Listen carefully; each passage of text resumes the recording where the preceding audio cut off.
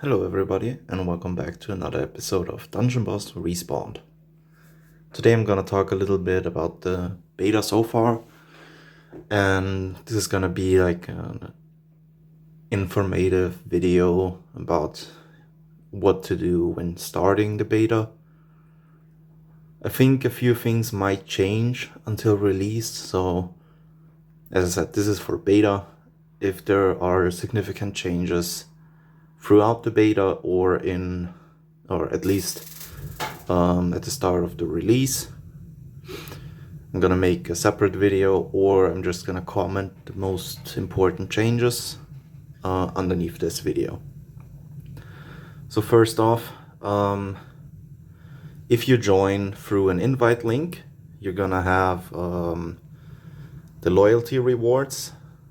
So in the original Dungeon Boss, you get I think 12 letter and number combination code that is linked to your account, and you can put that in here and claim your loyalty rewards. Might take a few days until this event appears. And depending on your progress in Dungeon Boss, you're gonna get rewards for Dungeon Boss Respawned beta at least. So here you can see I received 46 heroes. This is just the basic unlock. I received 56 skins. Yeah, almost every hero has a skin, and all the skins you have in Dungeon Boss get moved over to Dungeon Boss Respawned, at least for all the heroes that are in Respawned. You get an amount of gems and daily gems for 20 days. You get heroic summons and titles. The gems and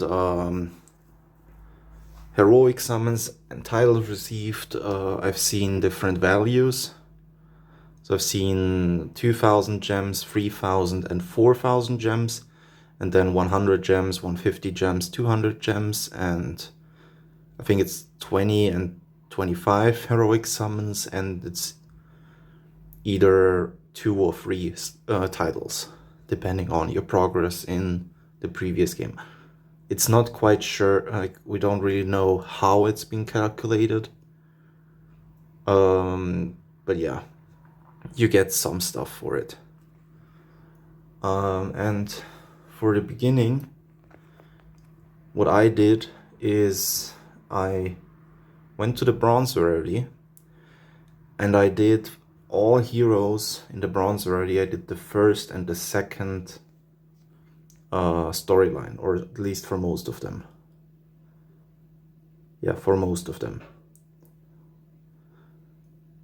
Well, basically for the ones that I thought about using, but it's important that you at least do the first one for all of them. And then depending on what team you want to focus on, you're gonna start doing the second one as well. And then maybe if you're actually gonna use the heroes like Rogar and Stonefist, you should also think about doing the third one so you can get them up to 3 stars. So basically the first storyline doesn't really give you an upgrade. The second one makes your heroes 2 stars, and the third one 3 stars. You can get up to 5 stars with the storylines alone.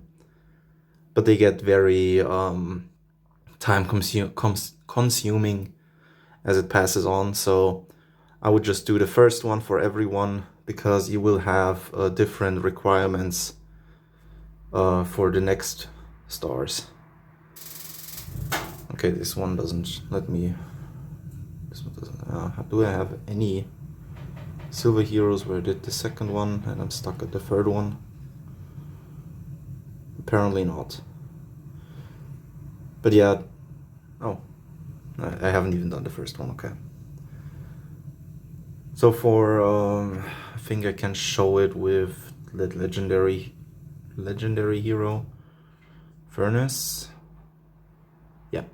So for Furnace, to actually get to his third storyline, I would have to complete 3 storylines with 3 fire heroes. So basically just start from the bottom, start from the bronze tier, do the storylines of them first, Then you go over to the silver tier, do the first storyline for most of them, and then the gold tier, and this is where it starts to like require you to have done some previous storylines. This one takes me 25 hero storyline 3 completed, so you can see how it's gonna be a grind at some point. Yeah, I have to do the first one before. This is also 25.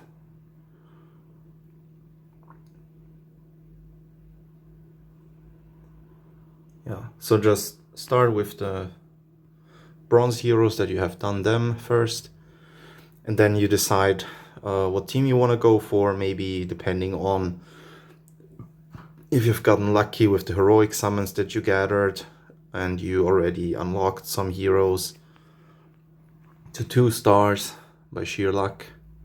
Maybe start working on them. Right now the most busted team is the Construct team, because of Furnace's first ascension, basically giving Abs of Steel to all constructs, so they can never take more than 10% of their max health with one attack. So basically, to lose, the enemies would have to hit each one of your characters 10 times for 10% of their max health in one round. Because in a full construct team, without any other healing, you already gain, 12% basically of their max health each round, which is insane. And if you have Bobble as well, who is a construct healer, you can get even more healing, especially when I ascend him once. It's gonna give healing and shocked and even energy back. So constructs at the moment are the busted team. I'm pretty sure they're gonna nerf them, but until then, yeah, right now it's just best to go for constructs first, since you can basically just PvP with them all day long, unless you get unlucky and I mean, yeah, by now a few people figured out that constructs are busted. So, but especially for the storyline, it is very good to have constructs. As you can see, recommended level 46. I'm level 22. I've restarted, no problem. It just takes some time. Yeah. Do the storylines, focus on a team, try to ascend them as fast as possible, at least for the ascensions that are actually useful. Like for example, Agnon on a construct team. His next ascension would just give me Hardened Assault, which basically just puts him in Granite form.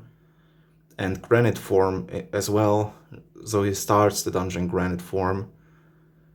But it isn't really necessary, since he already takes only max 10% of his max health each turn, each attack from Furnace. I fully ascended Stonefist. I haven't ascended Bauble at all yet, because I haven't gotten lucky with the Celestial Evo. So until I get that one, I will have to wait with him. And Furnace, yeah, you don't really need to ascend him anymore. I mean, this would be nice for the stack of Burned. But other than that, like the 4% attack and defense for all fire allies is just gonna hit him and nobody else on your team. So just take a look, decide if the ascension is actually useful or needed, and then you start to invest. And how do you get evos the fastest?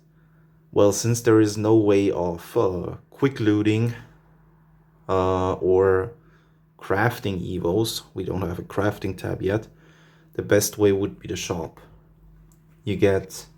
Sometimes you get lucky and you get celestial evos. I think they're like between 500 and 1,000 gems. You get the monarchs sometimes. I think they're like 50 gold. usually, or like no, monarchs are 100 gold, or 150 or 125, something like that. The normal nature evos, like the normal evos, they're 50 gold, and then you have the evil sprites, I think. They're like 10 gems.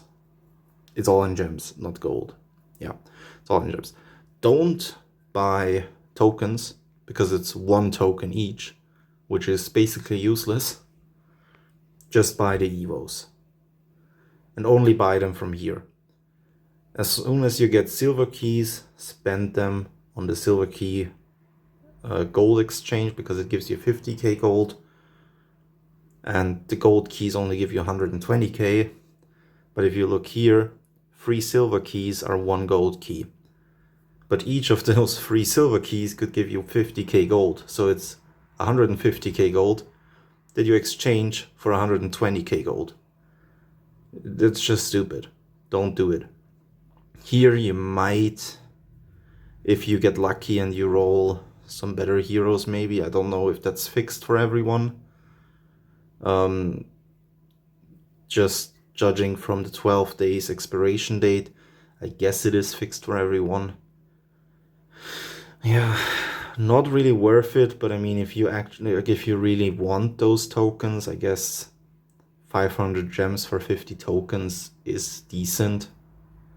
I'm not gonna go for it at the moment because I was stupid and I spent like, I think over 3,000 or 4,000 gems on buying regular Celestial Evos and not through the deals tab.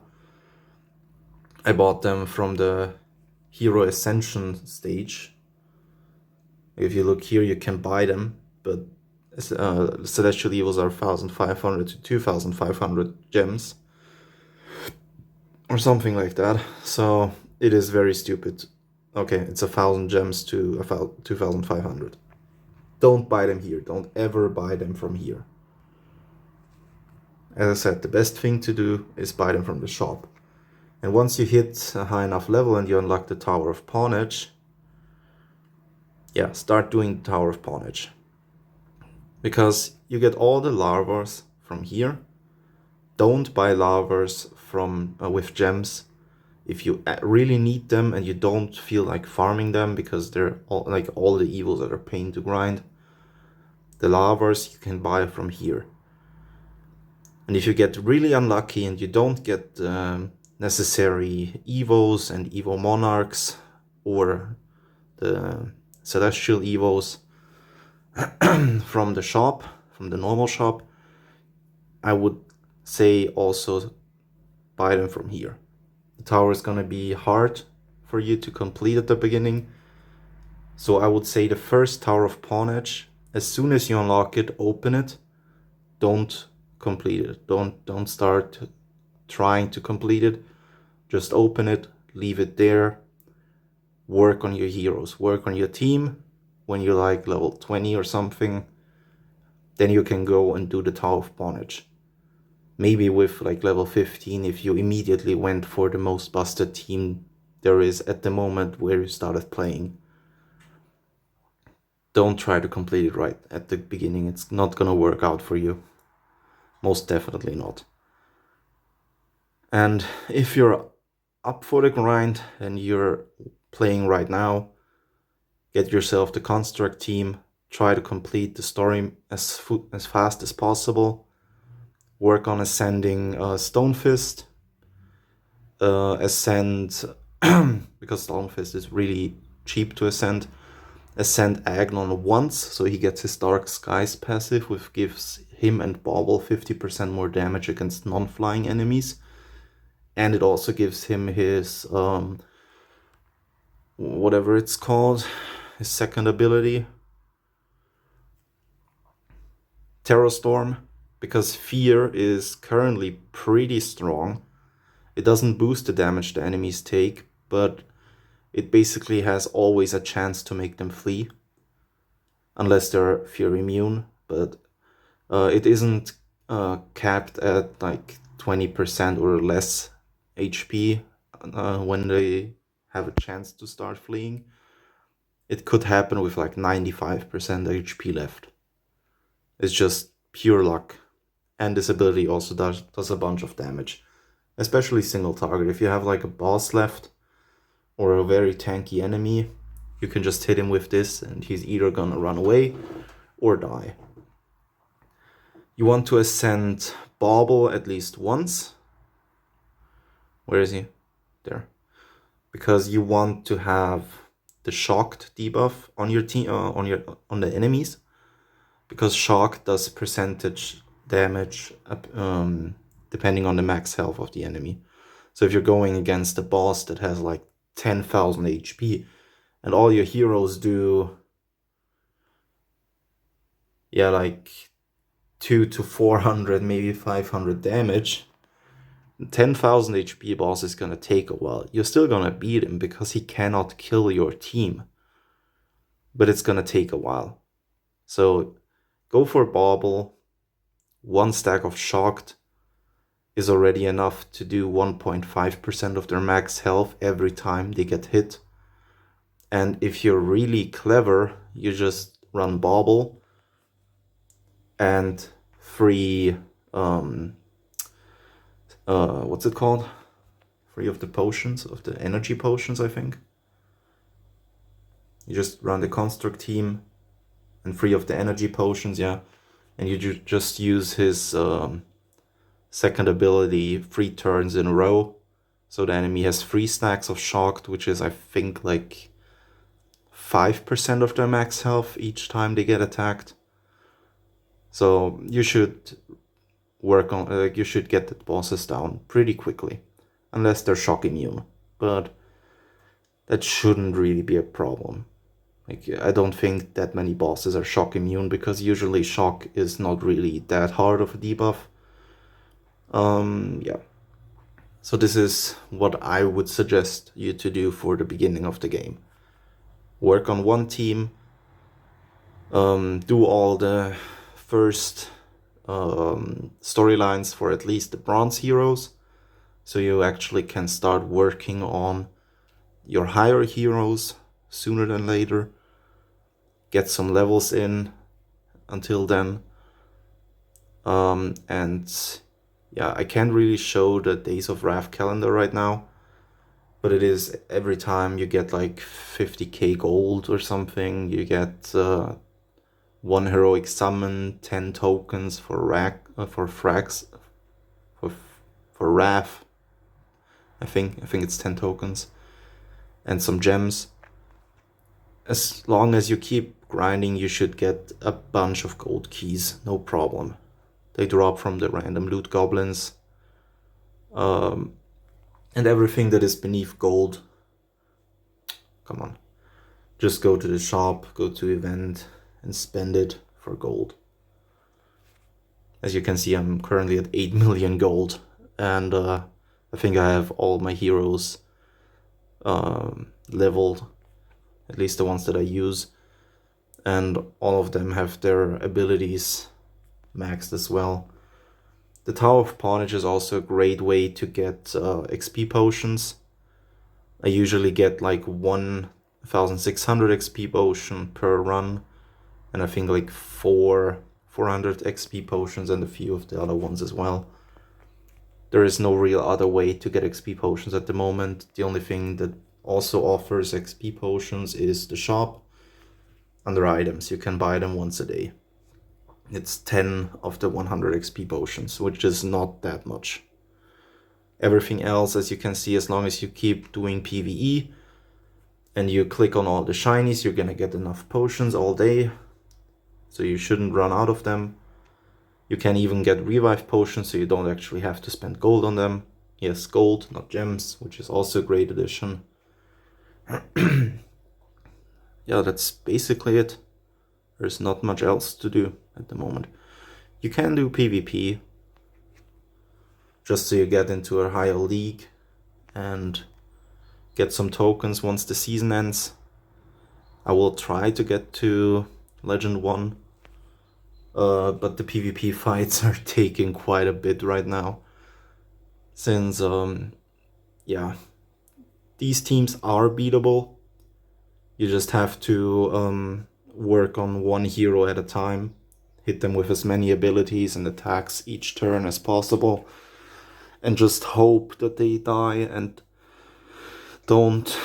Yeah, Agnon is a pain because his second ability, as I mentioned before, Fear does not need a 20% health value to actually make your heroes flee.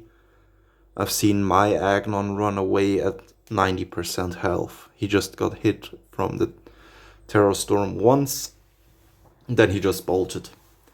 And then you can basically give up because it's gonna take ages to kill anyone. And especially if Bauble is at least ascended once, he can heal himself like almost every 2 turns. So yeah, it's kind of a pain in the ass to fight against constructs. So I would say just use the constructs for the PvE, because you also get gems every time you 3-star a dungeon for the first time. And you get a bunch of gems whenever you kill the act bosses, I guess. So Kang Kung, the Lich King, Sulfurious, and the Root of All Evil at the end. I think the Lich King gave me like 240 gems, which is decent. Yeah, but that's all of my knowledge that I can share with you at the moment, at least for starting out and trying to work on certain heroes and teams. And I'll see you in the next one. Bye bye.